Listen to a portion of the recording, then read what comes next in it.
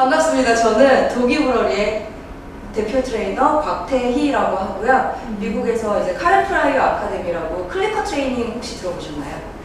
네네. 클리커 트레이닝을 이제 최초로 고안해낸 카렌 프라이어 박사가 만든 아카데미에서 이제 공부를 하고 파트너 트레이너로 활동을 하고 있습니다. 반갑습니다. 자, 산책의 의미에 대해서 다시 한번 생각을 해볼게요. 산책을 네이버 어학사전에서 보았어요. 산책은 휴식을 취하거나 건강을 위해서 천천히 걷는 일이라고 해요. 근데 우리는 반려견과 산책을 어떻게 할까요? 자, 매일매일 아침 저녁으로 해주시려고 노력하신다고 하셨는데 저는 이제 다른 보호자님들 많이 만나잖아요. 대부분의 보호자님들이 우리나라도 소형견을 많이 키우다 보니까 빨리 나 나가는 김에 나 슈퍼 가니까 맞다 얘 산책해야지 산책해야 된다 그랬어 사회화 시켜야지 데리고 나가세요. 빨리 와 빨리 혹은 이렇게 끌려다니세요. 그죠? 어떻게 산책하세요? 보통 산책할 때 나의 모습이 어떤가 혹시 생각해보셨나요? 끌려다니세요. 끌려다니는 건 아닌데 자기가 냄새를 맡고 가고 싶어하는 곳을 좀 가주고 많이 가시는 편이죠. 셀티는 그래 좀 힘이 셀 텐데. 그렇게 막 뛰지는 않고요. 그냥 제가 가는 코스대로 자연스럽게 따라오는 편이에요. 자연스럽게 교육을 잘 시키시네요. 뒤에 오신 분들은 반려견 키우세요? 고양이 산책시키세요? 안 시키세요? 너무 억지로 시키진 않으시는 게 좋아요. 고양이는 해요? 사실은 제가 여기에 반려견 견종마다 어떻게 산책을 해야 되는지 한 장 한 장 다 넣었었어요. 근데 이게 글로만 보는 것보다 조금 더 같이 이야기를 하는 게 나을 것 같아서 5자로 밑에 조그만 친구들 사진만 넣었습니다. 요크셔 테리어 같은 경우에는 이제 짧게 지금 자주 해주려고 하신다고 하시는데 맞아요. 너무 억지로 하실 필요 없어요. 저 같은 경우는 골든 리트리버를 키우는데 산책을 많이 시켜야 된다고 해서 4개월 때 얘를 데리고 잠실대교에서 영동대교에서 왕복을 했어요. 근데 다른 훈련사분이 그 말씀을 했어요. 야, 너 그거는 4살짜리 애를 그렇게 끌고 다니는 거야 라고 이야기를 해요. 근데 요크셔 테리어를 생각을 해볼게요. 물론 지금 몇 살이죠? 10살. 정말 짧게 나거든요. 이제는 조금 나이가 있으니까요. 근데 뭐 아직은 팔팔하죠. 다리가 안 좋아요. 수술을 하반신이 한쪽을 삐뚤어져 가지고 다리를 수술했는데 재활이 잘 안 되다 보니까 몇 분씩 선생님이셨어요? 10분에서 80분 사이? 더 짧게 해주셔도 될 것 같아요. 네, 저는 보호자님들한테 그렇게 말씀드리거든요. 산책 못 나간다고 시간이 없어서 회사 갔다 오면 애들 아침에는 그래 출근하느라고 출퇴근하느라고 출근시키느라고 애들 등교시키느라고 못하고 저녁에는 피곤해서 못해요 하시는 분들이 많은데 저는 5분 산책시키라고 말씀 많이 드려요. 네, 꼭 매일 나가실 필요도 없어요. 그거에 너무 강박관념을 가지면 더 힘들게 되니까 잠깐 집 앞이라도 5분 소형견이니까 이틀에 한 번도 괜찮아요. 매일 나가주면 더 좋아요. 네, 지금 너무 잘해주고 계신데 애가 다리가 안 좋더라고요. 저에게도 다리가 안 좋거든요. 아직 저에게는 4살인데 지금 다리가 안 좋아서 골든 리트리버도 이제 견종들에 따라서 좀 갖고 있는 질병이 있잖아요. 그래서 골든 리트리버는 고관절이 안 좋아요. 네, 그래서 되게 크고 등치 크고 좋아 보이지만 큰 개일수록 유전적인 질병을 좀 가지고 있는 경우가 많이 있어요. 얼마나 산책시키세요? 바쁠 때는 30분 이내로 시키고요. 동네 한 바퀴 돌면은 20분, 30분 그 사이 정도 되는 것 같아요. 그리고 이제 아예 마음 먹고 크게 돌 때는 1시간? 1시간 정도. 가끔 제가 이걸 왜 여쭤보냐면 그런 분들 계세요. 나 산책시켜야지 하고 나가요. 나가서 차를 끌고 어떤 특정한 곳을 운동장 같은데 혹은 걸어서 내가 풀어놓는 어떤 한 스팟으로 빨리 가요. 야 빨리 거기 친구들 기다리는데 빨리 가자. 그쵸? 그렇게 해서 거기다 풀어놓고 보호자들끼리 서서 이야기를 해요. 사실은 좋은 모습은 아닙니다. 그렇게까지 운동은 지금 이제 소형견이랑 중형견을 키우시는데 중형견 같은 경우에는 운동도 매일 필요한 게 아니라 한 일주일에 3번, 2번 정도가 충분할 것 같아요.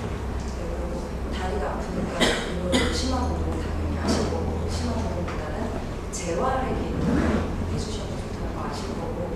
그래서 보통 대부분의 보호자님들이 가면 어떤 한 스팟에 모여서 개엄마들끼리 뭐 어떤 개를 만나는데 이를 붙여갖고 수다를 떨면서 개는 정치에 도전. 그러다가 사고가 많이 일어나요. 우리나라에 개를 풀어놓을 수 있는 공간이 그렇게 많이 있지 않잖아요. 그래서 항상 개한테 좀 관심을 갖고 지켜봐야 되는데, 사고는 애기들이랑 똑같아요. 애들도 그냥 얘가 잘 놀다가 투닥투닥 하다가 금방 싸움 나잖아요. 그거랑 똑같아요. 근데 이제 걔는 잘 이렇게 놀게 됐고 별로 이렇게 관심을 많이 안 가지시는 분들이 많이 계시더라고요. 정말 많이 봤어요. 그리고 제가 요즘에 최근에 공부를 또 새로운 거를 하고 있는데, 거기에서 이런 말이 나오더라고요. 과연 개 운동장에 우리가 가야 하는가 말아야 하는가? 당연히 가는 게 좋죠. 운동해야 하니까. 그렇다면 어떻게 운동을 시켜야 되는가? 개들은요, 본능이 생각보다 빨리 나와요. 우리가 그거를 그 드라이브 시프트라고 하는데, 생각보다 그 본능이 빨리 나와요. 그래서 우리 이따가 이제 인사하는 법도 배울 거예요. 반려견 어떻게 인사하는 법 길 가다가 나오는데, 그 부분은 좀 나중에 이야기를 하고, 운동장에 만약에 데리고 가실 경우, 그리고 혹시 나중에 다른 좀 어린 강아지를 키우게 되실 경우에 데리고 오면은 운동장에 가요. 가면 대부분 운동장이 크지 않잖아요. 작잖아요. 작은 공간에 많은 개들이 있어요. 그럴 때는 5분 정도. 금방 판단이 해요. 여기가 내가 놀 곳이구나 아니구나. 이 불편한 마음이 와요. 근데 왜 5분이라고 주냐라고 하냐면, 조금 냄새 맡으면서 돌아다닐 기회, 다른 개들과 인사할 수 있는 기회인 거죠. 냄새 맡으면서 돌아다닌다는 것은 그런 기회를 주고, 좀 너무 애가 스트레스 받지 않을 때에 나와서 짧게 다시 운동을 해주고 새로운 기분으로 다시 돌아가는 거예요. 그렇게 해서 운동장도 짧게 가주라고 하더라고요. 반려견이 어떠한 행동적인 문제, 저는 문제 행동이라고 이야기하잖아요. 왜 얘는 문제가 아니에요. 이게 사실은 사람과 다른 것일 뿐. 그러니까 그 부분을 우리가 이해하고 왜 그런지만 알면 되는 거기 때문에 문제 행동이라고 하고, 조금 살짝 어감이 다르죠. 행동에 대한 그런 어떠한 문제들.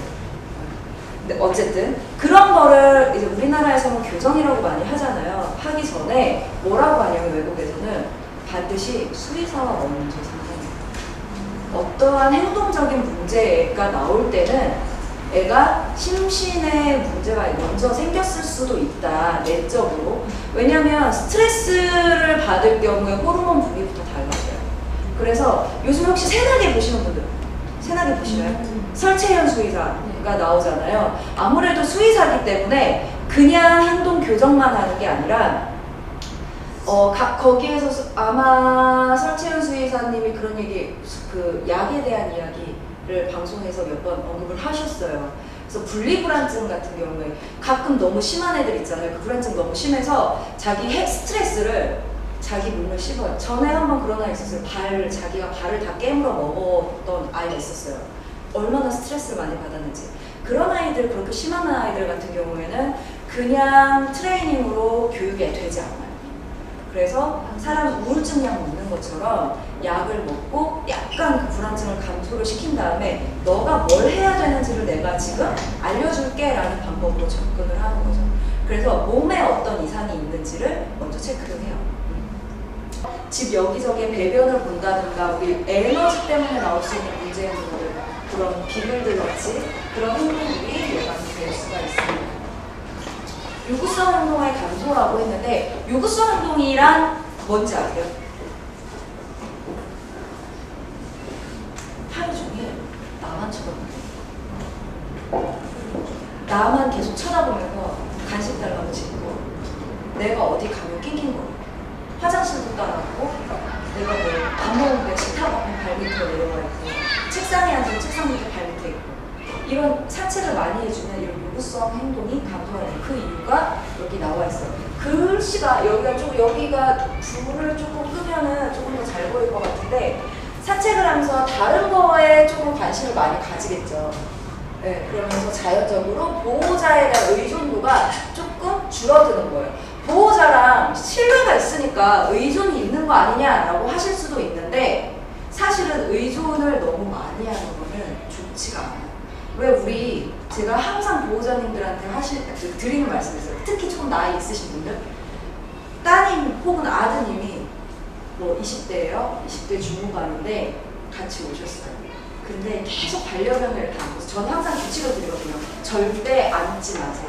앉고 계시지 마세요. 규칙을 드리는데 항상 이렇게 앉고 계세요. 그러면 저는 말씀을 드리죠. 아드님이 지금 20살 넘었는데 엄마 무릎에 앉아서 뽀뽀해달라고 밥 먹어달라고 어떠세요? 징그러워요. 당연하잖아. 징그럽잖아요. 네, 똑같아요. 개들도 어느 정도의 자립심이 필요해요. 그리고 그 자립의 순간은 우리 생각보다 빨리 나와요. 왜냐면 개들은 성장이 굉장히 빠르잖아요. 자, 산책에는 사회화의 효과가 있습니다. 낯선 사람들 발걸음 걸음소리 듣고 다른 사람들 지나가는 거 쳐다보고 다른 개들도 만나고 하면서 자연스럽게 사회화가 되는 거죠. 근데 이때 억지로 얘를 갖다가 붙일 필요는 없어요. 내성적인 친구도 있고 외향적인 친구도 있어요. 우리는 그걸 다 존중을 해줘야 돼요. 너가 싫으면 천천히 다가가. 우리 굳이 같이 친하게 뛰어놀 필요 없어. 그냥 우리 천천히 같이 산책만 하자 해도 되는 게 사회화예요. 특히 나이가 많을수록 이 사회화는 오래 걸려요. 지금 만약에 사회화가 결핍되어 있다면 오래 걸려요. 그렇기 때문에 굳이 억지로 밀어줄 필요가 없이 천천히 그냥 같이 멀리서 산책만 하면서도 사회화가 자연적으로 이루어질 수 있어요. 우리 이 사회화에 대해서는 다음 주에 조금 자세하게 이야기를 해볼 거기 때문에 제가 영상 하나만 보면서 한번 이야기를 짧게 해볼게요. 가온이라는 기술이에요. 이거 새벽에 나왔던 화면인데 보면은 케이지에서 전혀 나오지 못하고 있죠. 그리고 나와서 보면 걸음걸이가 어때요? 굉장히 어색하죠. 왜 그럴까요? 맞아요. 생전 처음으로 바다를 밟아봤어요.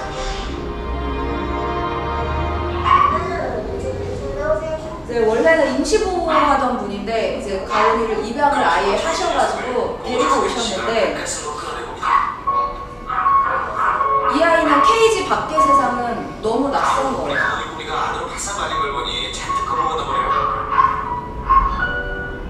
어쩔 줄을 몰라야죠. 그렇게 내내 안절부절 어쩔 줄 몰라하는 가온이는 급히 보호자의 손길을 맞춰 겁니다. 보통 심한 아이들은 저 상태로 그냥 오줌을 싸시고 그래서 지금 보여주는 가온이가 극단적인 사례이긴 하지만 사회성이 완전히 결핍된 모습이에요. 그래서 산책을 자주 해주면서 새로운 바닥의 재질도 밟아보고. 왜 우리 그 슈댄스라는 거 혹시 아세요? 슈댄스라는 단어가 있어요. 개들이 신발 신으면 어기적 아까 가온이가 조금 그런 모습이었죠. 이게 처음 느껴보는 것 같아요. 한 번도 신발 같은 거 신어본 적이 없으니까. 그래서 그런 거를 보고 사실 우리는 웃으면 안 돼요.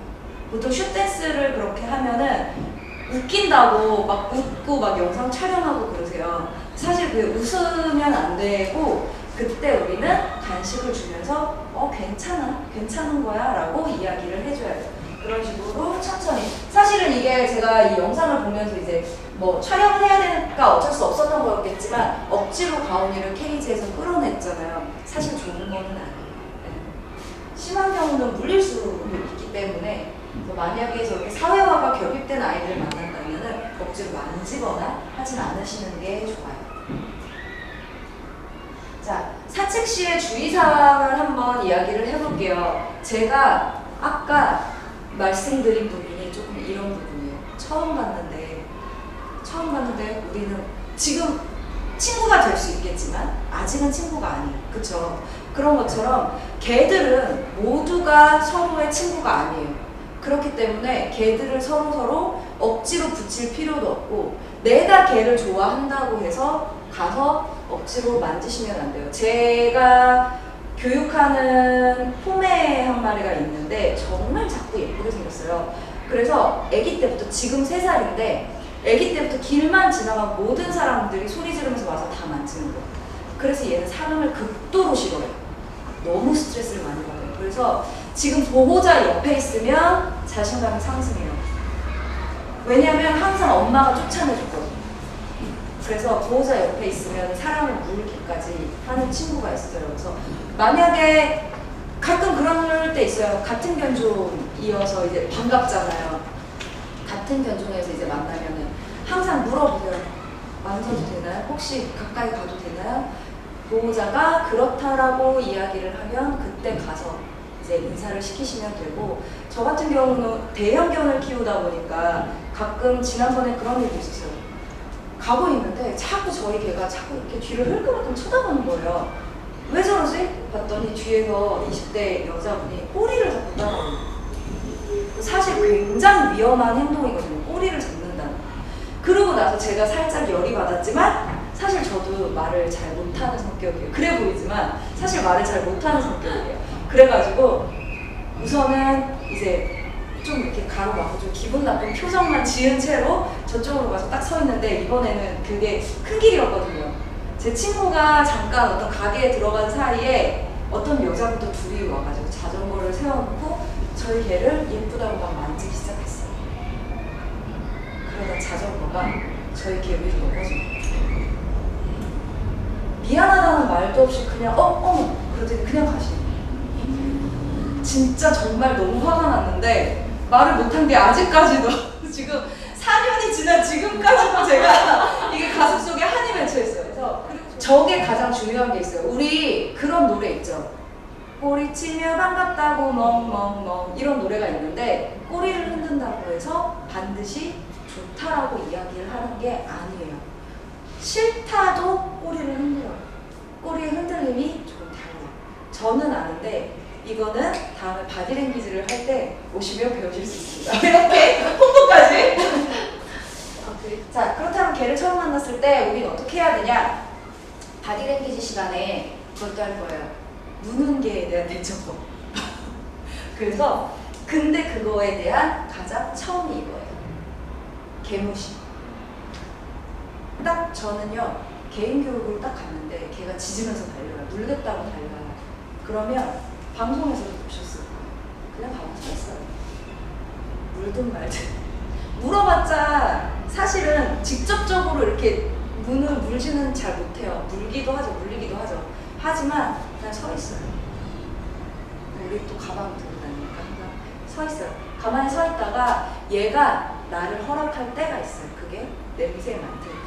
근데 우리가 저기 지금 사진이 있는데 사람들이 보통 잘못된 지식을 갖고 있는 게 있어요. 냄새 먼저 맡게 해줘야 된다고 손을 이렇게 들이밀어요.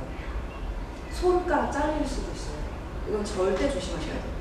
내가 손을 먼저 들이미는 게 아니라 얘가 먼저 와서 그냥 내 다리 냄새를 맡으면 돼요.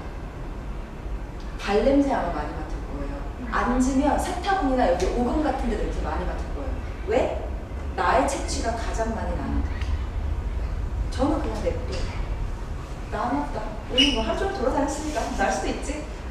내 냄새를 맡고 얘가 살짝 뒷걸음질 칠 거예요. 그러면 그때 간식을 손바닥으로 주는 게 아니라 던져주세요. 처음 보는 개한테 절대로 손바닥으로 간식 주지 마세요. 개들은 갑자기 어떻게 돌변하는지, 되게 사람 좋아하는 애더라도 갑자기 이게 돌변할 수가 있어요. 그렇기 때문에 조금 조심해 주셔야 돼요.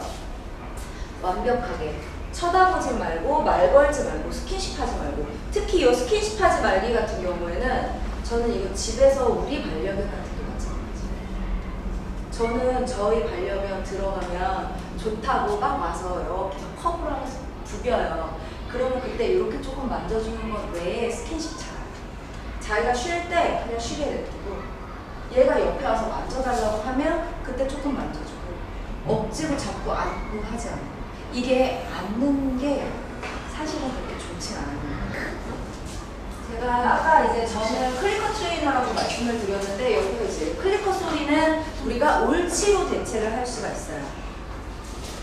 그래서 보시면 반려견이 쳐다볼 때마다 옳지라고 클리커로 이야기를 해줬어요.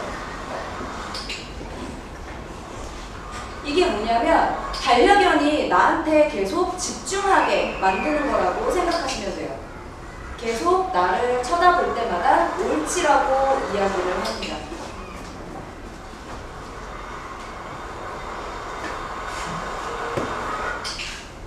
방금 전에는 잠깐 쳐다보는 게 아니라 조금 더 오래 쳐다볼 수 있게 기다려줬고요.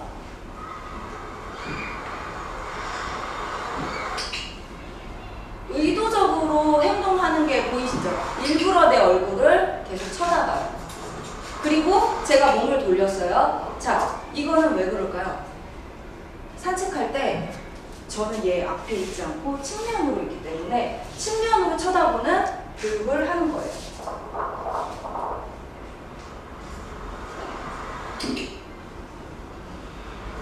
처음에 만약에 이걸 집에서 만약에 하신다면은 바로 내 얼굴을 쳐다보게, 내 두 눈을 쳐다보게 만들긴 힘드실 거예요.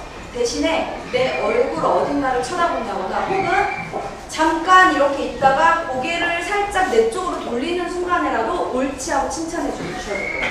그 다음에 점점 시선을 눈까지 올려주신다고 생각하시면 돼요.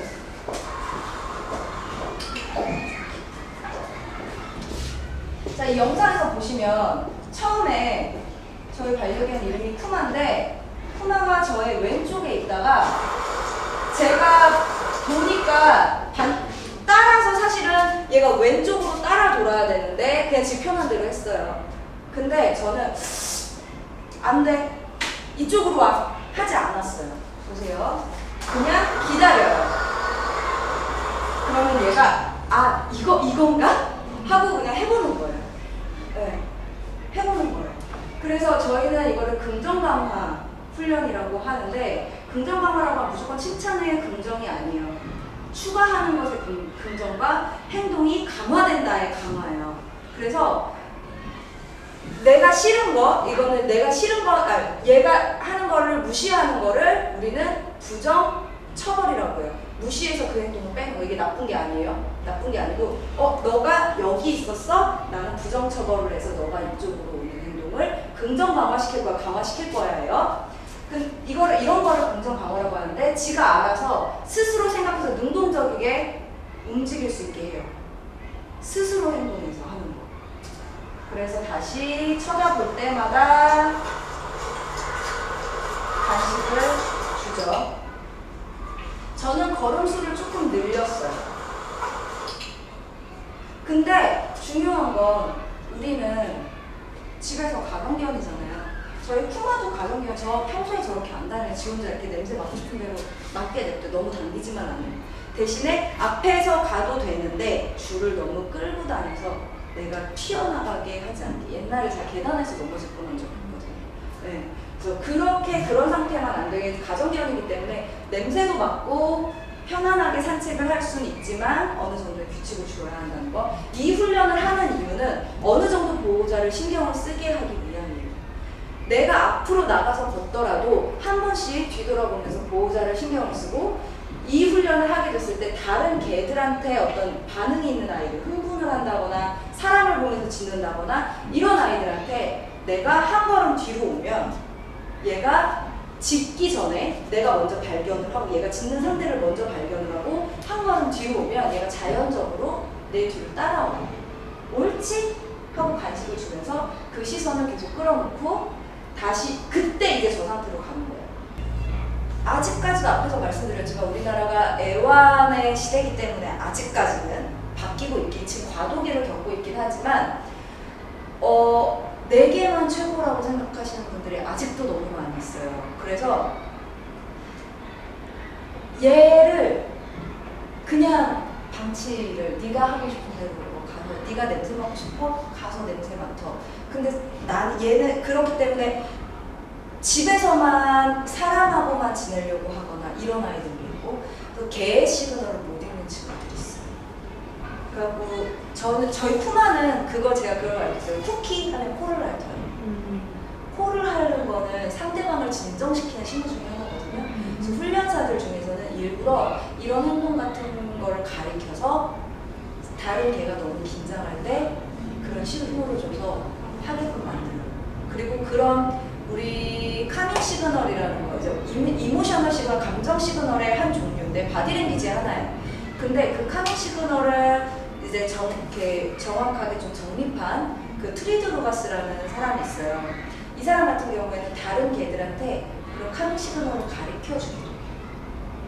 무슨 얘가 무는 건 아닌데 한 번 물기 시작하더니 물려는 행동을 이제 저는 얘는 공격성이 밖에 난 개를 보면 그렇게 되는데 짧게 줄을 잡고 다니는 편이라 사고가 심하게 난 적은 없어요. 근데 무는 행동을 몇 번 한 적이 있기 때문에 그걸 알고 빨리 제가 따르기 때문에 물기 전에 이제 제어는 되는데 이게 점점 강도가 심해질 거라는 건 인지가 된 거죠. 그래서 그거를 제지를 하면 좋겠는데 간식 가지고 하기에는 제가 또 지금 짬을 내서 나오긴 했지만 강아지랑 오래 시간을 같이 해야만 훈련이 가능하잖아요. 네. 그래서 우선은 좀 짧게 잡고 다니는 방법밖에 없구나라고. 근데 이게 줄을 짧게 잡다 보면 개가 당기면 안 돼요라고 이야기를 하는 이유가 뭐냐면 사람도 똑같아요. 이게 그 혈압이 높아지면 흥분 상태가 더 지속이 돼요.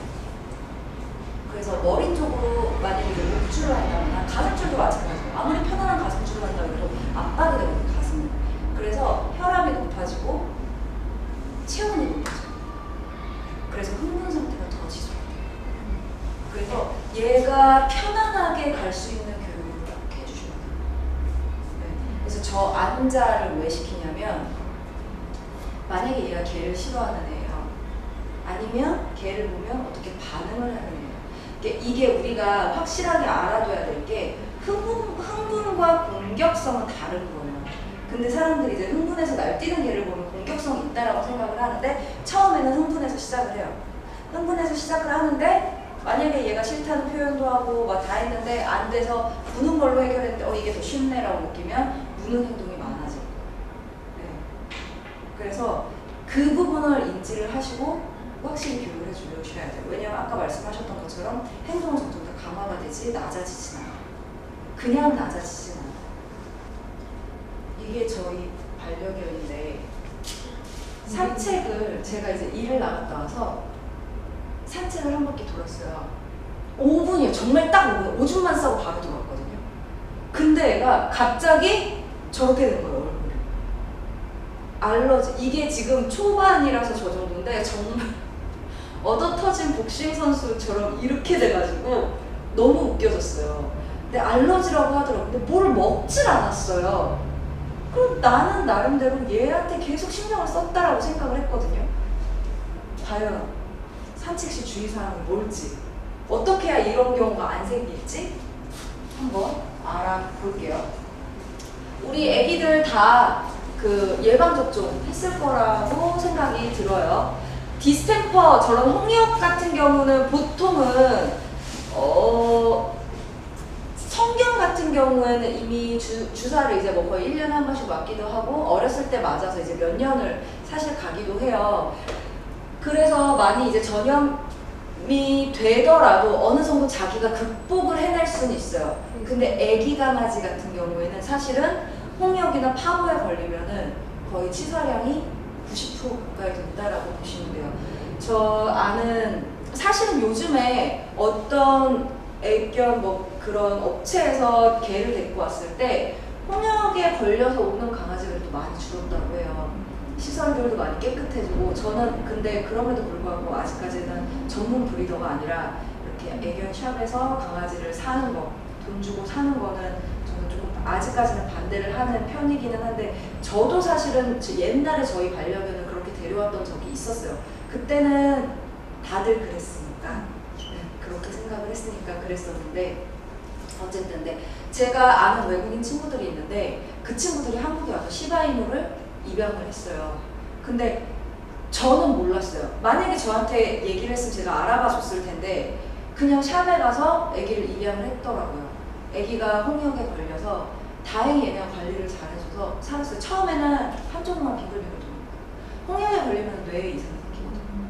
한쪽으로만 빙글빙글 돌기 시작하고 지금은 다 괜찮아졌는데 뒷다리를 잘 못 써요. 힘이 없어요. 네. 그나마 이제 그래도 목숨을 구한 게 다행이기는 하지만 그만큼 좀 위험한 질병이에요. 파보 같은 경우도 애들 아직까지도 파보장염 성견들 많이 걸리고 한 번씩 왜 운동장 같은데 이런 파고장염 같은 거 뭐 소독한다고 발견돼서 그런 거예요. 대부분이 그래서 정기적으로 소독해주고 하는데 저 반드시 저는 1년에 한 번씩 맞추실 수 있으면 해주시는 게 좋은데 외국 같은 경우에는 조금 기준이 다른 데도 있다라고 하더라고요. 뭐 예를 들면 광견병 같은 경우에는 10살 이상은 안 맞춰도 되고 이런 기준이 있다라고 하는데 우리나라의 기준이 아니기 때문에 우리나라에서 광견병 같은 경우는 1년에 한 번씩 맞추게 돼 있어요. 왜냐하면 우리나라는 38선 있잖아요. 그 국경 부분은 사람이 진입을 못해요. 그래서 야생동물이 굉장히 많아요. 거기에 동물들이 광견병에 걸려서 넘어오는 경우가 많이 있어요. 근데 중요한 게 광견병은 인수 공통 감염이에요. 무슨 말이냐면 사람이랑 서로 교차서 돌고래도 광견병에 걸린대요. 왜? 포유류니까. 근데 저게 공수병이라고 불리는 이유가 물을 무서워해서. 그러니까 물을 극도로 원하는데 물을 마시면 어떤 신경적인 반응이 나와요. 그래서 물을 무서워한다 그래서 공수병이라고 하는데 고래가 걸리면 100% 그냥 죽어야 된다라는 거. 근데 사람도 마찬가지예요. 아직까지 저 광견병에 대한 예방약, 그 치료약이 없어요. 그래서 만약에 광견병으로 의심되는 동물에 물렸다라고 한다면 빨리 병원에 가서 예방 접종을 하고 그 다음에 아마 저게 일주일 정도 최대 뭐 한 달까지 간다라고 하는 거의 일주일 안에 반응이 나온다고 해요.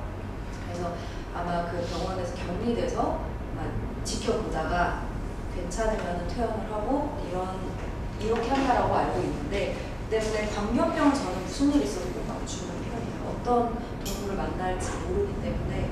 그래서 지금 만약에 정기적으로 안 맞추신다면 저게 우리 그 정부에서 지원하는 거 있잖아요. 5월인가? 네, 그러니까 지금 10월달 가을 거 아마 지금 접종이 이제 들어갈 거예요. 10월 되면은 5,000원 그 정도, 네, 5,000원만 내면은 접종을 하실 수 있어요. 근데 중요한 건 제가 들어보니까 그거는 봄 가을에 다 맞춰야 된대요. 1년에 그럼 2번? 네네. 1년에 2번을 다 아니에요? 아니에요. 1년에 한 왜 번? 저- 왜 저희 안녕하세요. 왜 저희 수의사님은 그렇게 말씀하셨어요? 아니에요. 그거는 이런 세상에. 제가 약간 부연해서 설명해 드릴까요? 네네. 지금 제 광견병은 그 말씀하시는 대로 맞아요. 그 1년에 한 번씩 우리나라에서 맞춰라 하는데 실제로 이제 그 광견병 백신을 맞췄을 때 이 친구들이 몸에서 항체를 만들잖아요. 이 항체가 길게는 5년, 3년 그 접종약이 그렇게 있어요. 있는데 그거를 이제 항체 검사를 했는데 하려 그러면 비용이 많이 발생합니다. 그러니까 1년에 한 번씩 이제 부스팅을 하는 거죠. 추가 접종을 하는 거고, 실제로 외국 같은 데, 미국 같은 데서는 야생동물들 살이 다 뿌려요. 먹이로, 약을. 오. 그래서 이 친구들이 그걸 먹고 이제 면역을 획득하는 거죠. 그래서 정기적으로 이제 미국 같은 데서는 국립공원 같은 데 뿌린대. 이제 그 추어볼 형태로 이렇게 고기 형태로 만들겠죠. 그런 것들이고, 그래서 뭐 광견병에 관해서는 6개월에 한 번씩 맞힐 이유가 없어요. 그러니까 1년에 한 번씩 맞히시면 우리 동네 수의사님은 사기당한 거죠? 사기당한 거예요? 5,000원에 그게 목숨을 거나? 네. 열사병 당연히 주의해야 되겠죠. 우리 이 부분도 이따가 수의사님이 조금만 더 설명해 주시면 좋을 것 같기는 한데 증상은 이렇게 있다라고 해요. 그래서 뭐 그 잇몸 같은 경우에는 잇몸은 핑크색, 이렇게 너무 이렇게 붉지 않은 느낌의 그런 약간 크림색이 된다라고 해요. 잇몸 같은 거를 보면 당연히 헐떡이기도 하겠고 침의 농도도 짙어지고. 근데 중요한 거는 이렇게 열사병에 걸렸다라고 했을 때 갑자기 차가운 물을 확 끼얹는다든지 하시면 절대 안 돼요. 절대 안 되고 그늘 같은 데서 좀 시원하게 만들어 준 다음에 그 다음에 이제 병원으로, 가장 중요한 건 병원으로 빨리 이동을 해야 되겠죠. 근데 올여름 같은 경우에는 너무 더워서 아마 오히려 안 나가서 열사병이 없었을까요? 그랬을 수도 있을 것 같아요. 네. 발바닥 화상. 네. 발바닥 화상. 여름에는 당연히 아스팔트 뜨거워지니까 발바닥 화상 주의하셔야 되고, 거의 아스팔트 온도가 공기 온도 한 2배 정도 된다고 하더라고요. 그렇기 때문에 발바닥 화상 반드시 주의해 주셔야 되고, 그 다음에 이 겨울에는 제설제 많이 뿌리는데, 저희도 원래는 저희 사무실 앞에 눈이 많이 오면은 이제 차도 대고 해야 되니까 제설제를 뿌렸어요. 근데 이제 개가 온 다음부터는 뿌리지 않고 있어요. 그래서 붉은 소금으로 대체를 했는데 비싸게. 붉은 소금으로. 네, 그래서 제설제를 이렇게 핥아먹게 될 경우에는 이제 복통이 있다거나 설사를 할 수도 있으니까 깨끗하게 제거를 해주시고, 제설제가 많이 있는 데를 밟아도 약간 화상처럼 그렇게 된다라고 하더라고요. 그래서 제설제가 많이 있을 만한 뭐 큰 도로 같은 데서는 조금 주의를 해주시거나, 눈이 온 겨울 같은 데는 이렇게 장갑 같은 거 있잖아요. 고무로 된 거. 그거 끼워주시거나 신발 같은 거 끼워주시면 도움이 될 것 같아요. 아스팔트 온도 확인 방법인데, 이게 이거 보더니 왜 이거 그림 반대로 그렸냐 그러는데, 이거 지금 손등으로 대고 있는 거고 손바닥으로 대고 있는 거예요. 그래서 아스팔트 온도는 손바닥으로 대는 게 아니라 손등으로 대서 7초 정도를 내가 견딜 수 있느냐 없느냐. 중간만 주. 네. 근데 우리 이번 여름에는 한 5시 정도 됐는데도 뜨거워가지고 조금 힘들더라고요. 손을 대봤는데. 그래서 손바닥이 아닌 손등으로 7초 정도 대서 확인을 해야 한다는 거 기억을 하시면 좋을 것 같아요. 이렇게 하죠. 자, 우리 반려견한테는 자기가 참을 수 있는 거리가 있어요. 자기가 참을 수 있는 거리가 있어요. 그래서 만약에 제가 그림을 잘 못 그리는데, 여기 우리 서리가 있어요. 서리가 있는데 귀를 빼먹었네요. 자, 서리가 어느 정도 다른 개를 허락할 수 있는 공간이 만약에 여기까지, 이거는 제가 나중에 사회화 시간에도 한번 말씀을 드릴 건데, 만약에 얘가 다른 개를 봐도, 여기에 있을 때 다른 개를 봐도 참을 수 있는 거리가 여기까지라고 치면, 요 안에 한 발짝이라도 다른 개가 들어오면 짖기 시작해요. 아마 서리는 여기까지는, 요 경계에 딱 있는 개한테는 이렇게 반응할 거예요. 아니, 자기가 뭔가 강아지라는 존재를 아무리 멀어도 그러면 거기가 이 아이의 인계 거리인 거예요.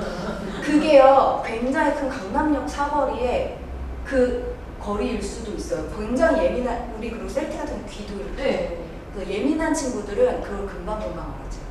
그래서 이 거리에 만약에 그렇게 멀리까지라면 그 거리 한번 찾아보시는 것도 좋아요. 다른 그 보호자분들 아시는 분들 계시면 좀 얘기를 해서 도와달라고 이야기를 해서 한번 체크해 보시는 게 좋아요. 그래서 여기서부터 떨어지는 것, 한 발짝 떨어지는 것, 여기에서부터 시작을 하는 거예요. 여기에서부터 그냥 서리는 여기 가만히 있어요. 그리고 다른 반려견도 여기 가만히 있어요. 그러면 큰 공원 같은 데가 좋겠네요. 그래서 이렇게 멀리 있는 상태에서 서리가 진정하고 다른 반려견을 봤지만 나를 돌아본다든지 가만히 있는다든지 그런 상태가 됐을 때 옳지 않은 간식을 주는 거예요. 계속. 그리고 한 걸음 가보세요. 얘가 어떻게 반응하는지. 한 걸음 가면은 다시 짖을 거예요. 다시 뒤로 한 걸음 와서. 이런 식으로 이 거리를 가깝게 만들어주는 거예요. 그리고 우리 방송에서 많이 언급됐었던 평행산책. 우리 서리 같은 경우에는 같이 뛰어놀고 하는 것보다 평행산책 반드시 필요해요. 이게 처음에 봤을 때 엄청 짖다가 익숙해지면 또 맞아요. 괜찮아요. 그래서 평행산책이 필요한 거예요. 그거를 익숙할 시간을 만들어주는 거죠. 그리고 그래서 만약에 여기가 목적지면은 이렇게 있어요. 요 거리에서 이렇게 평행산책을 하는 거예요. 이렇게 두 마리가. 요 목적지가 되면은 저는 추천드리는 게 서로 마주치지 않게 반대로 돌아가서 같이. 왜냐하면 가는 길에 이 아이가 묻히고 온 냄새들 있잖아요. 냄새들도 서로 맡게 해주고 하는 거예요. 그런 식으로 조금 만들어주시면 좀 평행 산책을 해주시면 좋고, 또 하나 산책을 하실 때 저 혹시 도와주실 개가 한 마리 필요한데, 이게 다른 반려견이에요. 자, 내가 뽀삐를 드리고 이렇게 산책을 하는데 여기서 다른 반려견을 만났어요. 그러면은 이렇게 지나가야 될까요? 기다리자. 다른 반려견이 저렇게 있다면 우리 이제 이거를 스플리팅이라고 하는데 다른 끼어들기라고 생각을 하시면 좋아요. 내가 얘를 끼어들어서 이 개와 내 개의 가운데. 그리고 아까 말씀드렸듯이 모든 개가 우리 개의 친구는 아니에요. 왜냐하면 우리 개가 아무리 괜찮아도 우노 같은 성격이어도 상대 개가 어떨지 모르죠. 이 개가 갑자기 뛰어들어서 물 수도 있어요. 그렇기 때문에 막아주시는 게 좋아요. 그래서 막아서 줄 짧게 잡고 빨리 지나가서 옳지 간식. 왜? 지나온 걸 우리 칭찬을 해주는 거예요. 근데 만약에 이미 늦었다. 내가 여기에서 우물쭈물하는 사이에 둘이 붙어버릴 수가 있어요. 가로막을 수가 없는 상황이 됐다라고 한다면 그냥 짧게 잡고 지나가세요. 방송에서 이거 강영욱 씨가 들어가셔야 될 것 같아요. 감사합니다. 우리 사진 줘야 되는데. 우리 강영욱 씨가 얼마 전에 딱 그 얘기를 한 거예요. 요즘에 이제 바디블로킹 하라고 하니까는 계속 그 자리에 서서 이렇게 한다고. 그러니까 잘못 생각하고 계시는 분들이 계세요. 바디블로킹을 한다는 게 개를 차시는 분들도 계시고요. 잘못해서. 우리나라 개들 조그마니까 잘못하다 보면 차는 경우도 있고 흥분한 개 사이에 억지로 뛰어들다가 물리는 사고가 최근에 굉장히 많이 일어났어요. 그래서 오히려 그렇게 바디블로킹을 짖는 개를 진정시킨다고 바디블로킹을 그 자리에서 시키는 것보다 빨리 지나가시는 거예요. 그 자리를 빨리 피하시는 게 좋아요. 네, 그리고 그 아이가 지나갈 때까지 소리가 짖잖아요. 그럼 우리 그때 제가 말씀드린 거 해볼 수 있겠죠? 걔가 저기까지 갔는데 어느 순간 안 짖는 순간이 올 거예요.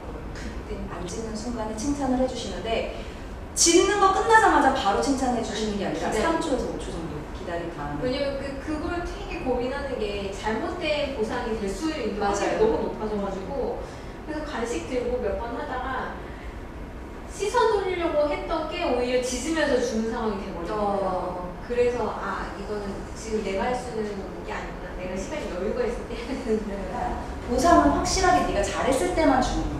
간식은. 그러니까 우리가 진짜 애들 공부할 때 중간에 이렇게 들어가서 간식 한 번씩 주는 게 아니라 확실한 보상. 너가 잘했을 때 안 짖고 잘 기다렸을 때 주는 게 보상인 거고 그게 간식인 거고 변칙적으로 해주라는 거 줄까 말까 할까 말까 장난치는 게 아니라 이걸 들어도 안 나갈 거야. 너 흥분하지 않아도 돼. 집에서 흥분하는 애들이 200%의 확률로 흥분해요. 네.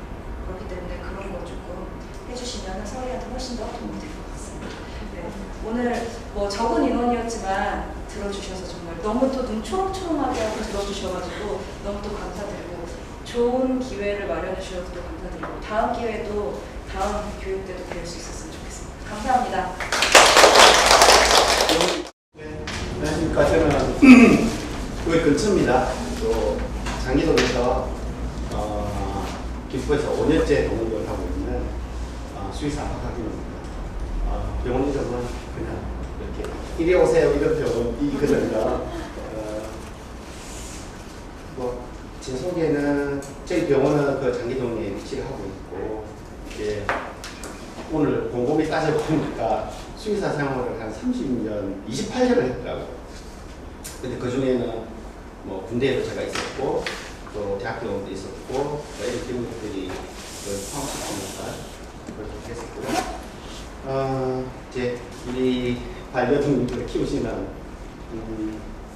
보호자님들과 사실은 동물병원에 불신들이 굉장히 많이 존재해요. 병원 가면 왜 이렇게 비싸지? 이런 부분들이 어쨌든 문제들로 많이 대두가 되고 있고 그런 부분들을 조금 이야기를 하고 싶었어요. 이제 제가 뭐 수의사니까 질병에 대한 부분을 당연히 언급을 하는 것은 맞을 거고 제가 그냥 뭐 동네 우리 형들 뭐 동생들하고 같이 그냥 너 수의사 뭐 하는 거야 라고 이야기할 때 이제 제가 할 수 있는 이야기들 그런 것들 좀 해주고 싶습니다. 앞에 이제 우리 선생님이 그 행석이나 이런 쪽에 교육을 하시는데 아까 약간 그 첨단기에 있어서 조금 말씀드릴게요. 아까 이제 광견병에 사람이 노출이 돼서 걸리게 되면 이게 신경계를 타죠. 그래서 아까 얘기했던 하이드로포비아 그래서 공수병 이렇게 병을 쓰기도 하는데 요거는 이제 사람에 대한 처치는 항혈청만 맞아요. 그러니까 그 병을 이겨내게끔 피를 넣어주는 거죠. 그렇게 해서 사람이 스스로 그 병을 이겨내게끔 만들어주는 그런 처치를 사람들에서 하는 걸로 알고 있고요. 그리고 이제 아까 열사병 이야기를 하셔서 정말 좋은 걸 지적하셨어요.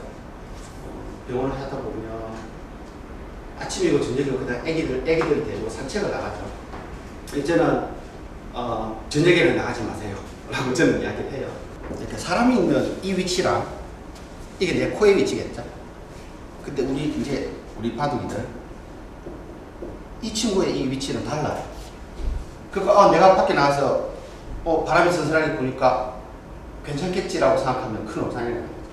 강아지가 아프다 그러면 우리 보호자님들은 얘가 아픈 거야? 아닌 거야? 라고 판단할 때 기준이 뭘까요?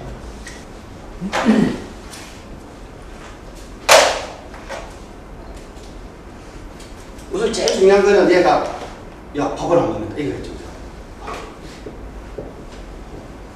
두 번째는 맞습니다. 세 번째는 뭘까? 뭐가 정도 있을까요?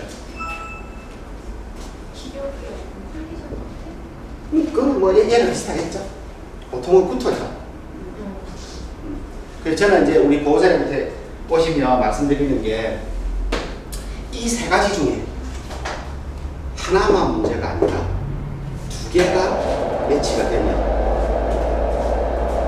이렇게 되면 얘는 질병이다 라고 판단하면 되실 것 같아요. 어쨌든 이런 거예요. 아프다는 거. 그거는 저보다는 어쩌면 우리 보호자님들 더 많이 알 수도 있어요. 저희들은 이 친구가 보호자님의 어떤 정보를 듣고 얘가 어제부터 밥을 안 먹어요 라고 이야기했을 때 그 정보를 듣고 의학적으로 우리는 판단을 해보겠죠.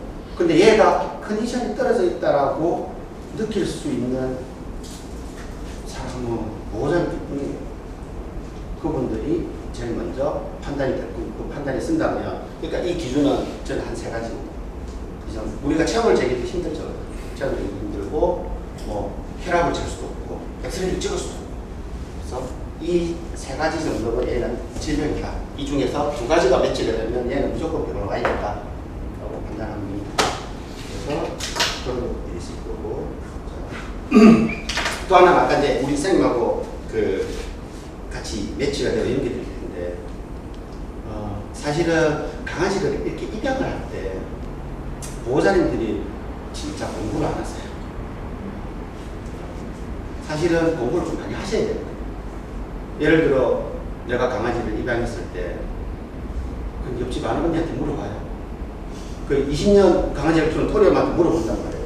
그러면 그 또리 엄마는 자기의 경험만, 또리와 자기의 경험만을 이야기해 주겠죠. 그래서 요즘 이제 입양을 해서 저희 병원에 첫 번째 진료를 받으러 오셨을 때 제가 말씀드린 건 강아지를 위해서 공부를 하신 적이 있냐? 책 한 권 안 사보시다니까요. 우리 애기를 이제 부모님들이 임신을 하시면 막 이렇게 육아책 같은 거 막 사죠.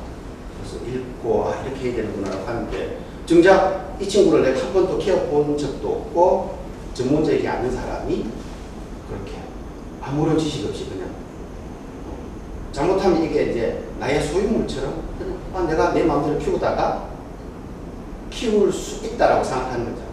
의사로서는 보면 좀 안타까운 부분들이 많죠. 요즘은 이제 TV에서 행습이나 이런 교육을 하시는 선생님들이 많아지고 그게 이제 널리 대중화되면서 조금 시각이 달라지는데 그래도 공부를 안 하세요. 그러면 이제 저는 첫 번째 오는 보호자님들한테 최소 제가 한 30분 정도의 시간을 투자를 해요. 제가 상담을 하죠. 그럼 걔는 어떤 동물인지 또 걔를 어떻게 키울 건지 그 중에는 다른 행습적인 부분이 있고요. 이제 저희들이 보는 부분이나 또 저 행습을 이제 필드에서 하시는 분들이 약간 다른 면은 있을 수 있는데 어쨌든 그런 부분들에 대해서는 우리 보호자님들이 조금 인식을 하고 계셔야 되지 않을까라고 생각하고 강아지 목욕을 우리 보호자님들은 며칠 만에 한 번씩 시킬까요? 일주일에 일주일이요? 한 달에 한 달에 좋다. 선생님은? 한 달 3주에서 한 달에 한 번. 그쵸. 알고 계시는 거예요. 저는 이제 표현을 이렇게 표현을 써요. 실제로 강아지들이 목욕을 패싱을 하는 거는 예전에 많이 했죠. 일요일만 되면 우리 이탈타올 들고 이렇게 목욕탕 돌리면서 가서 때를 밀었죠. 저는 그 정도의 자극이 나요. 강아지들의 목욕은. 자, 그런데 선생님께서 아까 방금 말씀 3주 이렇게 얘기한 거는 피부의 구조에 대해서 알고 계신 거예요. 이 친구 사람도 거의 비슷합니다. 이게 서클이. 근데 강아지는 3주 정도의 시간이 지나야 망가졌던 피부가 다시 재생이 돼요. 그러니까 그러면 목욕을 하는 것도 똑같은 이 사이클을 갖고 가면 좋을 거다라고 생각하는 거고, 조금 늦어서도 상관이 없어요. 문제는 강아지가 땀이 날까요?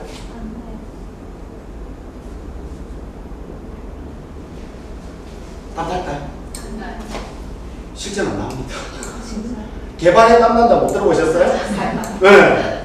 땀 나거든요. 근데 우리가 알고 있는 부위는 없다는 거죠. 그럼 땀에는 미칠 거예요, 이거. 걔가 땀이 없어. 사람을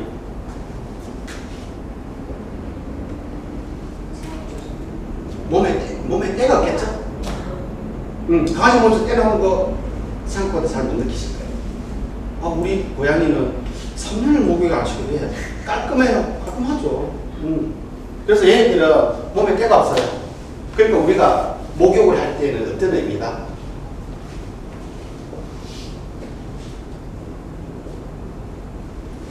이제 남자분들은 잘 없지만 여자분들은 이렇게 머리가 기시면 어떻게 한다? 머리를 빨죠? 강아지들 목욕은 그냥 이 털을 우리가 세탁하면서 마시면 되세요. 굉장히 단순한 거예요. 근데 이제 잘 안 되죠. 우리 어머님들은 그거 깨끗해 이러면서 그렇게 하실 필요가 전혀 없어요. 털에 묻어 있는 이물질들을 그냥 제거하겠다. 그리고 각질 같은 각질. 각질에 관한 부분은 우리가 얘들을 막 자극을 한다 그래서 우리가 이미지로 떨어뜨린다는 게 뭐예요? 힘이 거기에 작용을 하겠죠. 물론 이제 각질 일어난 애들은 각질을 제거하기 위해서 보습제를 쓴다든지 그런 부분을 예방하는 차원으로 가져야지. 물론 이제 목욕을 하다 보면 저절로 불겠죠. 그러면 자연스럽게 그냥 떨어지는 것들은 떨어질 것이고 내가 인위적으로 뭔가를 할 필요가 없다는 거죠. 그래서 하여튼 목욕시킬 때는 되도록이면 천천히 빈번하지 않게 그 다음에 그냥 머리를 빨듯이 저는 냄새가 나서 일주일에 한 번씩 시키는 거거든요. 이유가 있죠. 냄새가 나요. 네. 안 시킬 수가 없어서 일주일에 한 번씩 시켜요. 그거는 개인 차이일 수도 있는데요.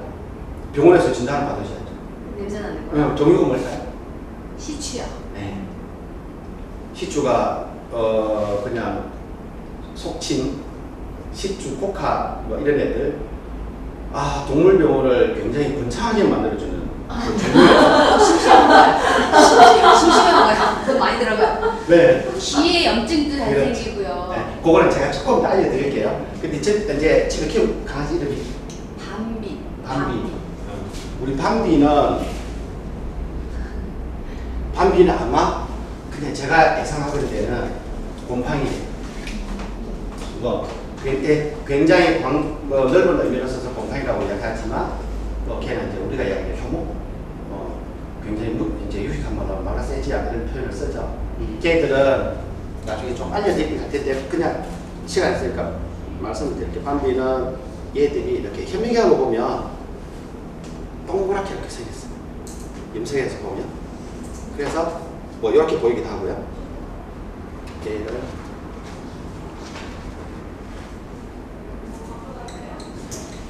이렇게 쓰는데 그냥 효모예요. 우리나라 말로. 그 몸에서 냄새가 난다 하면 무슨 말이냐면 몸에서 뭐 한다? 매식을 띄우고 있다는 거죠. 발효를 한다는 거죠. 그러니까 냄새가 나죠. 특히 귀.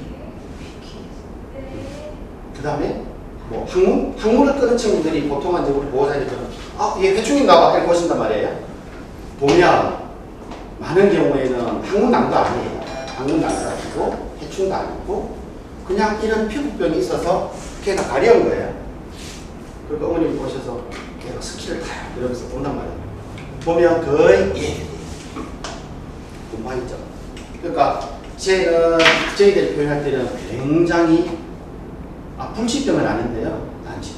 예, 아무나 병원 열심히 가는. 그래서 저희 텍스트에도 그렇게 써놨어요. 지속적인 관찰이 필요하다. 지속적으로 관찰하고 보호자님과 상담을 하고. 그래서 이제 가끔씩은 이 치료를 받고 저희한테 왔을 때 다른 병원한테 안 나오고 오신단 말이에요. 근데 그쪽에 선생님이 이 질병에 대해서 보호자님한테 제대로 전달이 안 된 거예요. 이 질병은 이런 질병이기 때문에 이만큼의 시간이 걸리고 사람 무좀 잘 안 낫죠. 사람 무좀 치료할 때 몇 개월씩 걸리는 경우들을 저는 지인을 통해서 봤는데 완치 안 돼요. 잘. 왜? 그 사람이 갖고 있는 피부에 뭘까요? 방어 능력이 그 사람 좀 떨어져 있는 거죠. 그 다음에 뭐 발가락에 이렇게 붙어 있다든지 아니면 이 사람은 항상 물을 이렇게 상대하는 음식점에 있는 이렇게 그 식당에서 일하시는 분들은 장화들을 많으시잖아요. 그 사람 환경이 변하지 않으니까 질병은 계속 되는 거죠. 그러니까 우리 밤비도 이제 냄새가 나는 이유는 발열을 하고 있는 거죠. 그래서 그 곰팡이 냄새가 우리한테 오는 건데 밤비는 실제로 자기는 냄새가 안 나요. 쥐는 괜찮아. 근데 문제는 뭐예요? 사람이 불편한 거는 얘는 냄새잖아요. 냄새인데 걔는 발효기. 예. 그냥 뭐 속된 말로 겁나 긁죠. 미친 듯이. 그렇게 긁는데 요즘은 이제 그런 곰팡이를 잡는 약보다는 이 가려움을 컨트롤하는 이게 몸에 별로 조금 데미지를 주지 않는 그런 호르몬제를 쓰지 않고 그것과 유사한데 작용은 비슷한 거. 그래서 그 특정 회사에서 나온 약물이 있는데요. 저는 한 10마리 정도 중에 6, 7마리는 그걸 쓰면 굉장히 삶의 질이다. 개의 곰팡이 경우가 고양이의 곰팡이 경우 다른가요? 좀 달라요. 있어요. 그거는 이제 고양이가 지금 우리 밤비처럼 그런 질병으로 병원을 내원하는 경우는 거의 없어요. 거의. 근데 고양이 키도 보면 보통 귀 속에서 이렇게 귀지를 닦아냈을 때 굉장히 짙은 색깔, 뭐 예전에는 나무 색깔, 갈색 이런 짙은 색깔의 귀지가 나오는 애들은 거의 애들이에요. 고양이도 있긴 있는데 고양이는 생각보다 전신으로 퍼지지 않아요. 그러니까 고양이의 피부에 있더라고요.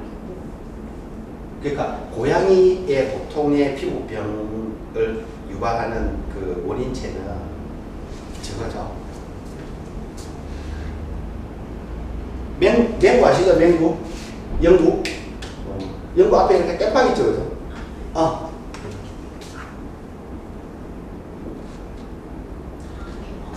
우리나라 사람이 부르는 이름이랑 미국의 양놈들이 부르는 이름이랑 똑같아요. 개하고 다르게. 개가 맛을 알까요?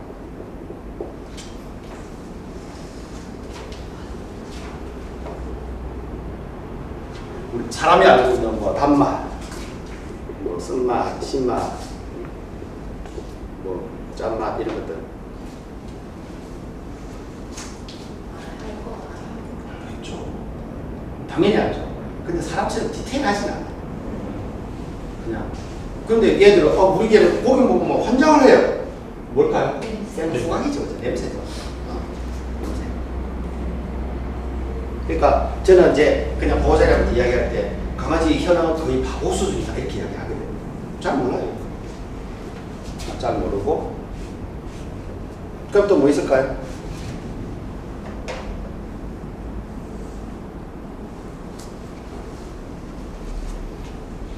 강아지 눈을 어떻게 하고 계실까요? 네? 흑백으로. 흑백은 아니죠. 아무튼 색깔 구별을 그렇게 잡죠. 네, 맞아요. 얘들 생명이에요, 생명. 근데 뭐 이게 뭐 노란색에 반응을 한다, 뭐 이런 저런 이야기가 있는데 그게 아주 특징화되어 있지는 않고요. 어쨌든 이 친구는 컬러풀하게 보지는 못한다. 뭐 사실은 지금 아직도 여름이니까요. 이 친구들이 강아지 시각으로 지금 나무들을 보면 단풍 진 것처럼 보는데 그렇게 그런 느낌. 그 다음에 아까 그 피부를 잠깐만 좀 알려드릴게요.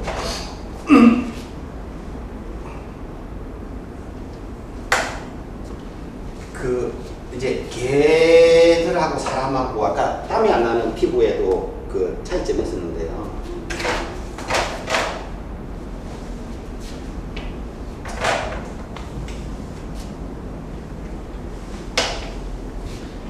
개들 피부가 이 진피층이나 이런 것들이 사람보다 두꺼울까요? 얇을까요?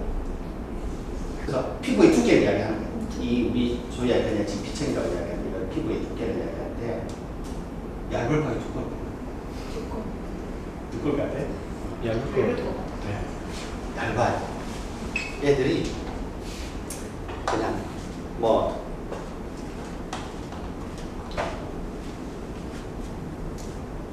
얘들이 이만큼 두께가 있다면 사람은 훨씬 더 두꺼워요. 근데 문제는 이 얘를 형성하고 있는 이 세포 하나하나가 이제 우리가 집을 지을 때 이렇게 블록으로 집을 지을 수도 있고 벽돌로 지을 수도 있겠죠. 그래서 만약에 벽이 허물어졌는데 블록이 허물어지면 굉장히 데미지가 많이 받고 벽돌은 블록보다는 훨씬 더 작은 조각이니까 견고하겠죠. 강아지들은 그냥 이런 블록으로 집을 지었다 이렇게 생각하시면 되고요. 피부를 사람은 사람 피부는 벽돌로 이렇게 지어집니다. 그래서 만약에 여기가 데미지를 딱 받았을 때 치유되는 거는 얘가 훨씬 늦겠죠. 세포가 크니까. 그래서 뭐 연배가 좀 연세가 있으신 분들은 보시면 개그는 뭐 치료하는 뭐 대충 나 이렇게 이야기하지만 실제로는 아니라는 거죠. 피부층의 자체가 있듯이 통증은요? 강아지 한번 데려올까?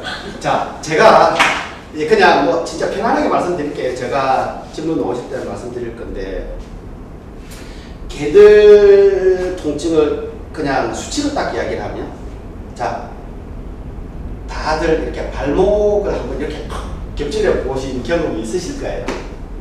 그때 통증을 우리가 10 정도로 생각해요. 근데 강아지가 이제 경험이 있어요. 강아지들이 나 다리 아파요. 다리를 들 때 깨갱하면서 다리를 들었다. 얼마나 통증에서 얘가 다리를 들을까요? 사람처럼. 우리가 이제 이렇게 하겠죠. 그죠? 아프면? 그 얘들 그렇게 했단 말이에요. 똑같은 행위를 두고 내가 이 정도의 통증을 갖고 있을 때 걔는 얼마의 통증을 갖고 있어야 그걸 표현합니다. 사람보다는 많이 중각했던 것 같아요. 맞아. 네. 걔는 얼마나 아파야 얘가 다리를 드냐 하면 100이 아파야 다리를 들어요. 그래서 자, 보통 보호자님들은 강아지 별로 안 아파, 아픔을 잘 못 느껴라고 알고는 있어요. 근데 거꾸로 얘기를 못해요. 반대편에 있어서 하는 이야기를 못해요. 야, 얘가 아프다고. 응. 자, 내가 다리를 막 들 때 이 통증이 10이라고 했을 때 쟤는 얼마나 아파야 다리를 들까에 대해서 한 번도 생각해 본 적이 너무 없어요. 심각한 상태라는 거죠. 이미 발견했을 때. 그렇죠. 의사들도 이야기 안 해줘요. 이런 이야기 병원에 가 들어보신 적 혹시 있으실까요? 없지 않았죠? 경험적으로만 느꼈어요. 저는 해드립니다. 해드려요. 알아요. 책 공부 안 하니까 제가 좀 알려드려야죠. 통증에 관해서는 진짜 우리 보호자님들이 잘 이해를 하셔야 될 것 같아요. 병원에 진료를 왔을 때 얘가 얼마 정도의 통증인지 저는 제가 보호자님들한테 되게 그 표현으로 욕까지는 아니지만 되게 뭐라 그래요. 강아지가 얼마나 아픈지를 인지를 못하고 있는 사람들이 제가 설명을 해줘도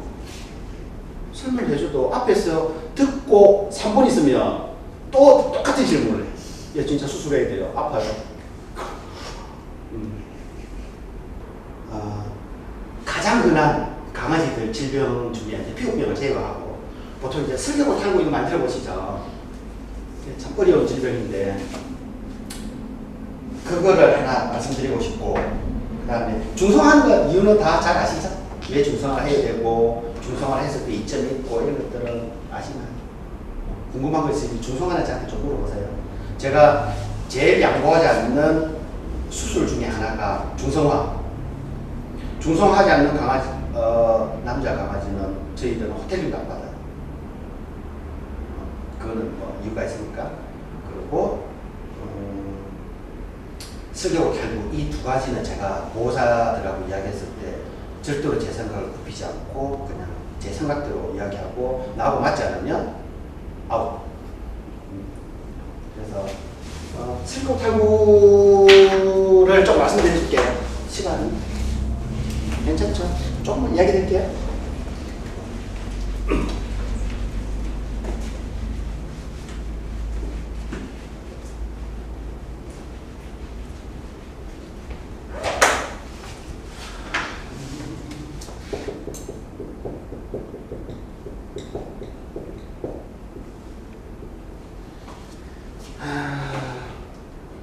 강아지들한테 증형외과적으로 가장 많은 병이 이거예요. 근데 얘가 참 웃기게 사람은 슬개골 탈구 있을까요? 어깨 탈곡을 많이 들어요. 그렇죠.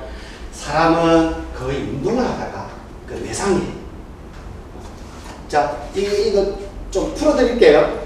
이게 뭘까요, 이거는? 얘는 무릎이란 이야기겠죠? 그냥 우리 막말로 도가니예요, 도가니. 자, 얘는 뭘까요? 덥다는 뜻이겠죠? 얘는 우리 보는 그대로 보자.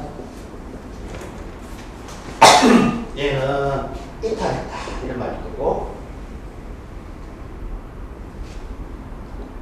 이런 거죠. 이런. 그건 홈이라는 이야기죠.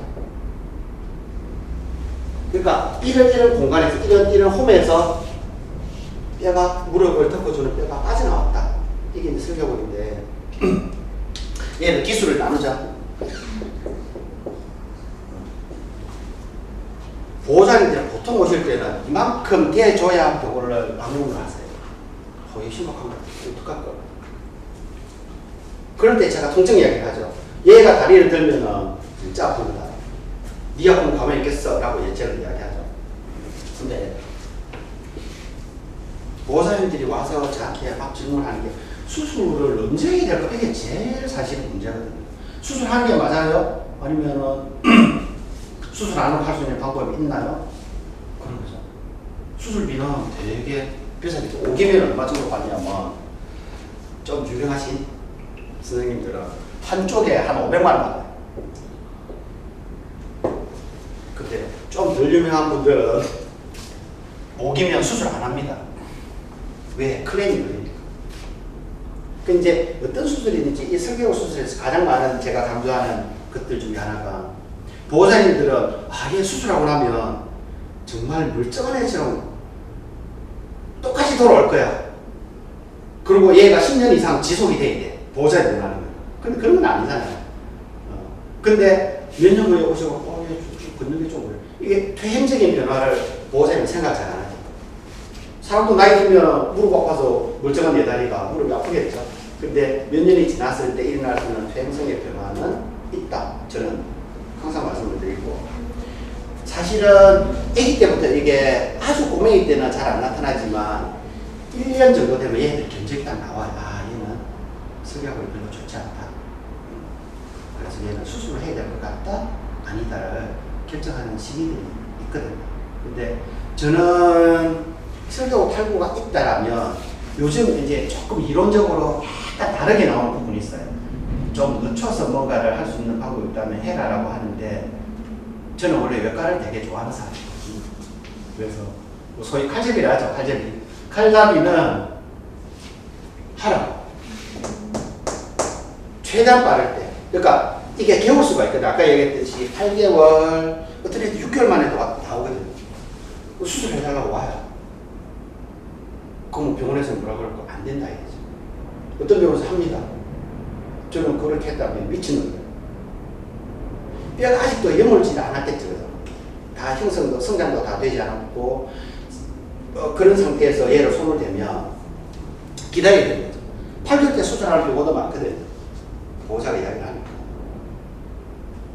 이것도 좀 안 맞을 것 같아요. 그냥 제 생각엔 최소 10개월 이상, 가능하면 12개월 정도 됐을 때 정도 하는 게 한 달 안에 아무리 심해도 소모돼야 될 것 같고, 특이한 경우는 있죠. 뭐 교통사고 나서 다리가 부러졌을 때 저런 일이 벌어졌다고 어쨌든 교정을 해야 될 것인데, 저는 이 정도 시기면 수술해요. 그래서 수술 시기를 놓쳐서 돈도 많이 들이고 돈 들일 만큼 효과도 거두지 못하고 잘 못 걷고 이런 친구들 너무 많이 봐서, 저게 있다면 저는 좀 공격적인 무조건 빨리 들어가는 게 좋을 것 같고, 그러니까 좀 상태가 심하지 않을 때는 비용이 좀 적게 들어가요. 근데 상태가 심하면 이제 복잡하게 수술을 해야 돼요. 수술법이 조합을 여러 가지 하면 한 5, 60가지 정도 될 거예요. 슬리콘 수술할 때. 근데 수술이든 뭐 세상이 돌아가는 지든 뭐든 간에 간단한 게 가장 좋은 거거든요. 심플한 게 가장 좋은 거죠. 근데 얘가 올라가면 안에 핀도 박아야 되고 인대도 막 교정을 해줘야 되고 이런 복잡한 일이 벌어지고 하기 때문에 초기 때 요 정도면 될 것 같고, 저는 그냥 저때 수술을 많이 권하는 편인데, 최근에 좀 고생하고 있는 친구가 소형견은 괜찮아요. 근데 보스턴 테리어가 8kg, 수술할 때 한 10kg 정도 되는 친구인데, 엄마는 괜찮아요. 엄마랑 새끼랑 같이 했는데, 똑같은 사람이 똑같은 공간에서 똑같은 수술법을 했는데 개체의 차이가 있어요. 얘는 아줌마처럼 앉아요. 이렇게. 걔도 이렇게 하는 거 아시죠? 걔들도 이렇게 앉는 애들 있어요. 걔는 계속 병원에서 관찰해 보니까 그렇게 앉는 애. 그러니까 이게 뭔가 교정을 시켜놨더라도 조금 다르게 반응하는 그런 애들이 있고, 그래서 기수가 올라가면 복잡한 상황을 만들어야 되기 때문에 얘는 좀 빨리 했으면 좋겠다 라는 생각이 들고, 제발 여자 중성화는 꼭 좀 널리 전파하셔서, 아시겠지만 여자 중성화의 가장 큰 이유는요,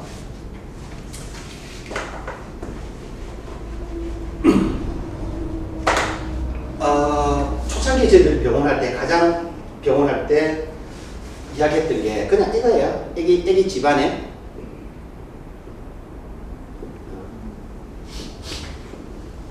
뭐 이런 얼마나 쓰죠? 그러니까 그냥 강아지는 애기 집은 어느 부인지 아시죠? 사람들 우리 나팔관이라고 이야기하는 그 부분이 강아지는 애기 집이에요. 그래서 막 이렇게 돼 있겠죠, 그래서. 사람은 여기 애기 집이죠. 그러니까 사람은 여러 마리 못 낳잖아요, 잘. 근데 강아지는 얘가 애기 집이죠. 이렇게 주렁주렁 달려요. 이 안에 보름이 차는 거예요. 여기는 이제 방지장치가 있죠. 뭐 작은 경관부라고 그래서 여기가 바깥과 경계가 될 수 있는 벽이 하나 있죠. 이 안에 보름이 꽉 차는 거죠. 이거는 수술하면 잘하면 살 수도 있어요. 근데 이거죠. 요새 이제 유방암수 유방.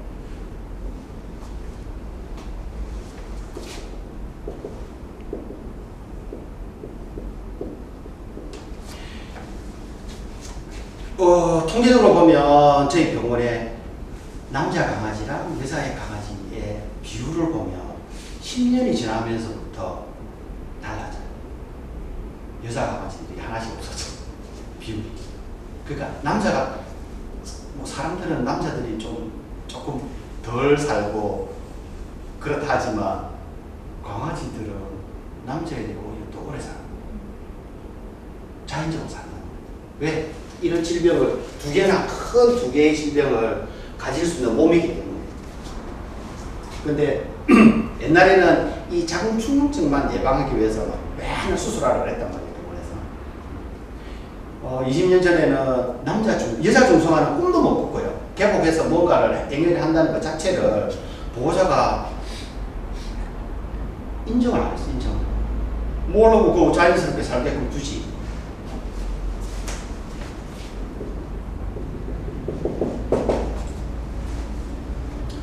여기에는 반론이 있지만 어쨌든 저도 제가 만약에 수의사가 아니었다면 이런 질병에 대해서 잘 모른다 그러면 저도 미쳤다고 이야기할 거예요. 물정은 배를 째갖고 아니면 뭘로 드러내고 돈 들이고 애 아프게 왜 하냐 그렇게 할 텐데 했는데 지금은 요거를 이제 예방해서 예전에 그렇게 했죠. 자, 저희 책에 보면 유방암을 예방을 하려 그러면 어떻게 해야 되냐고 물었을 때 답이요. 첫 생리 전에 수술해라. 이게 답이에요. 유방암을 예방하려면. 지금 요즘 15년, 20년 된 강아지들 주변에 되게 많이 보시더라고요. 그는 이제 수의학적인 어떤 의료 기술이 발달된 것도 있고 보호자님들이 잘 돌보니까. 예전에는 우리나라 강아지 7년 정도 되면 굉장히 오래 살았다는 얘기했어요. 그래서 제가 10년 된 강아지를 보고 장수반세 나오면 되겠다 이렇게 표현했단 말이에요 예전에. 근데 요즘은 10년은 명함도 못 내밀죠. 애기 나이 몇 살이에요? 뭐 10년이요. 우리 애기 나이 많죠. 아니요 이제 시작인데요. 20년은 요즘은 그냥 20년은 살아줘야 우리 개 좀 살았다 이야기합니다. 그래서 이 친구들 수명을 단축시키는 가장 많은. 근데 유방암 문제는 자궁충혈증 오면 수술해서 안에 있는 안 좋은 애들을 이만큼 이걸 다 떼내자. 이렇게 혈관들이 있는데 하고 여기 정도를 없애자. 그 요즘은 예전에는 이제 클립 같은 걸로 이렇게 찍었어요. 뭐 실로 이렇게 묶거나 아니면 클립 같은 걸로 이렇게 사진 찍으면 이렇게 하얗게 이렇게 넣어져. 금속으로 된 거. 이렇게 하거나. 근데 요즘은 좀 돈 있는 병원은 리가시오라 그래갖고 얘를 이렇게 가위처럼 된 애가 있어요. 이렇게 딱 들어가면 이렇게 딱 집어요. 집으면 우리 그 시링이라 하죠. 이렇게 우리 압력을 줘서 이렇게 탁 찍듯이 약봉지 찍듯이 아니면 마트 가면 이렇게 랩해서 이렇게 찍어주잖아요. 그런 것처럼 얘를 이렇게 딱 잡고 있으면 안에서 열이 나와서 얘를 혈관이랑 다 지지죠. 그러면은 턱 누르면 안에서 칼날이 나와서 얘를 다 끊어냅니다. 그러니까 저는 이 수술을 병아리 수의사 때 처음 할 때 1시간 반 걸렸거든요. 저 수술 하는데. 요즘은 10분. 10분 나? 그렇죠, 10분. 10분이면 모든 것이 다 그냥 끝나. 개복하고 다 꿰매기까지 10분이면 끝나거든요. 이게 생리횟수 4번 정도가 되면 2.5회 이렇게 제가 알고 있는데 그 이상 되면 급격하게 올라가는 거예요. 그래서 어떤 분들은 우리 강아지 4년 됐는데 늦었죠. 늦었다고 생각할 때가 제일 빠릅니다라고 저는 이야기하는 이유가 10살이라도 그 친구가 이 상황들을 이 수술을 이겨낼 수 있는 상황이라고 수술하시죠. 왜? 요거 와서 목숨을 내놓고 수술을 하면 안 됩니다. 이 정도 이 수술은 저는 이제 나이가 많은 친구들이라서 수술할 때는 그런 이야기를 하죠. 하면 살 수 있는 확률이 있다. 안 하면 100% 죽는 거예요. 그 확률 몇 %인지 몰라요. 저는. 근데 이제 젊은 애들이면 나이가 어리면 또 상태가 좀 덜 심각하면 빨리 회복할 거고 죽는 애들 되게 많아요. 이 주인이 잘못한 거죠. 근데 더 안타까운 사실 이거예요. 유방암. 6차까지 수술했는 적도 있거든요. 나이가 15살짜리인데 마지막 수술할 때가 17살 정도 됐을 때인데 유선이 불어서 중후하네요. 덜렁덜렁 달고 다니는 거지. 그 땅에 이렇게 쓸리고 하면 피 줄줄 나고 그러면 이제 병원에다가 수술해야 될까 말까요? 의사는 물어볼까요? 당연히 수술해야지. 저는 생각은 진짜 하루를 살더라도 얘가 그냥 좀 고통이 없고 행복하게 살다 갔으면 좋겠다. 그런 생각을 갖고 있는 사람이고 쓸데없는데 진료비를 드리는 거는 저는 용납이 잘 안 돼요. 딱 필요한 것만 하는데 어쨌든 그래서 유방암은 최고가 너무 불쌍해요. 뭐 할 수 있는 게 없어. 유선을 다 떼어내고 항암 치료를 한다는 것도 할 수는 있어요. 근데 비용이 너무 많이 들어요. 비용도 들고 힘도 들기도 하고. 그래서 그냥 꼭 그냥 여자애들은 무조건 여자애들 중성화를 좀 시켜줬으면 좋겠고, 그냥 간단하게 하나만 좀 뭐 그냥 제 생각을 좀 말씀드리고 싶은데, 제가 이제 꿈꾸는 병원은, 최종적인 병원은 아까 얘기했던 호스피스 병원이거든요. 근처에 있어야죠. 도시면 안 될 거고. 저희는 가해병원이 솔직히 없어서 저희가 10살이거든요. 많이 수술을 해가지고 여러 가지 수술을 많이 했어요.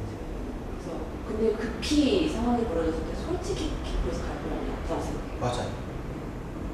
뭐 이유들이 많은데 뭐 병원의 어떤 경영적인 그런 부분들도 사실 있고요. 지금 24시간 하는 예정을 하는 병원들은 적자예요. 진짜 앞을 보고 가는 거고, 뭐 저희들이 1년차, 2년차 이렇게 예전에 필드를 나오기 전에 수련을 하고 하는 과정에서 그냥 저는 개인적으로 돈을 안 받고 수련을 받았어요. 근데 요즘은 선생님들 나오면요, 세후 최소 400, 세전 아니고 400을 꽂아줘야 돼, 통장에. 세후로. 그럼 뭐 조금 더 전문적으로 공부하셨다 그러고 그래. 우리 김포 같으면 또 도심지하고 조금 떨어져 있죠. 한 50만 더 줘요. 저도 이제 제 공간에서 병원을 조금 경영을 하다가 24시로 전환을 좀 해야 되겠다고 생각했다가 접었어요. 할 수 없죠. 기존에 하고 있던 병원도 이제 24시 하던 병원도 제한 되게 지난 후배인데 그 친구도 접었어요. 저 풍무동에 좀 큰 병원 있어요. 그 24시간을 하다가 안 되겠는 접었고, 그래서 저는 그냥 강아지들하고 이렇게 오랫동안 이제 이렇게 생활하다 보니까 사실은 우리가 의도치 않게끔 이 친구들한테 상처를 주는 게 있을 거란 말이에요. 뭐 불필요한 수술을 한 적은 제가 생각해 없어요. 근데 이 진료를 위해서 이 친구들한테 뭔가 내가 뭐 폭력 아닌 폭력, 언어적인 폭력이라든 폭력이든 뭐든 그런 것들이 있을 것이고 당연히 있었을 것이고, 또 그냥 의사로서 마지막에는 내가 뭘 해줘야 될까 이 친구들한테. 그때는 이제 뭐 경제적으로 돈을 벌기 위한 목적보다는 이제 나이가 조금씩 조금 넘어가니까 이 사회, 내가 살고 있는 지역을 위해서 뭔가를 좀 할 수 있는 일이 없을까라고 생각하던 차에 예전부터 이제 그런 모델을 하는 원장이 제주도에서 효리네민박 그 근처에요. 그 선생님은 그냥 거기 한 10년 전부터 계획을 해갖고 그 상무님은 그냥 내려가서 그 고사리도 꺾고 막 이렇게 밀감도 따고 알바하면서 집터를 하나 사놓고 정착을 하면서 집을 지어서 1층은 그냥 병원해요. 펜션같이 지어놓고 1층에 병원하고 자기 살고 방 하나만 펜션으로 이렇게 이제 사람들이 오면 뭐 게스트하우스처럼 쓰기도 하고 하는데, 그 선생님하고 이야기를 하는 과정에서 이런 시스템을 가진 병원을 하고 싶다. 그래서 저는 개인적으로는 잘 되면 김포에서 땀을 좀 내주면 김포 시내에 그런 걸 하나 만들었으면 하고, 아니면 강원도로 가고 싶어요. 같이 하고자 하는 선생님도 요 근처에 또 계시는 선생님이거든요. 그 선생님은 바다를 보면서 석양을 보고 싶다 이렇게 해서 그냥 그런 공간에 이제 병원을 하는데, 사실 이 친구들의 마지막을 지키는 일이 굉장히 보호자님들로서도 어려운 일이죠. 뭐 숨을 거두는 상황을 보는 것도 어려우고, 뭔가 다급한 일이 생겼을 때 그래도 1초라도 더 이런 느낌 있잖아요. 아시겠죠? 그래, 그거를 해줄 수 있는 그런 서비스를 해줄 수 있는 게 24시간 병원도 아니에요.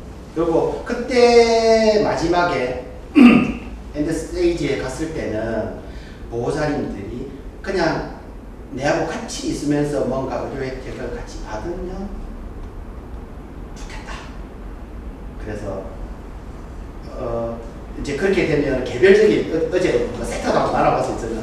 아는 형님하고 이렇게 안에 내부를 어떻게 꾸밀까 그렇게 생각했는데 그냥 섹터를 아무래도 그 안에는 보호자가 기거해야 될 침대가 있을 거고 이 친구들이 조금 심한 친구들은 우선 케이지 동의하진 않지 어쨌든 조금 그 케이지는 있어야 될 것 같아요. 그럼 그 케이지는 냉방은 내가 살 정도에 내가 생활할 때 정도 되면 될 것이니까 그래서 난방을 해주고 무조건 산소가 들어가고 그런 거를 보호자의 공간과 애기랑 같이 그래서 안에는 이런 거 생각해봤는데 어쨌든 그들의 마지막을 지켜줄 수 있는 병원을 꼭 좀 하고 싶은데 그 어떤 능력이 어떻게 될지는 모르겠지만 꿈을 꾸고 있습니다. 그래서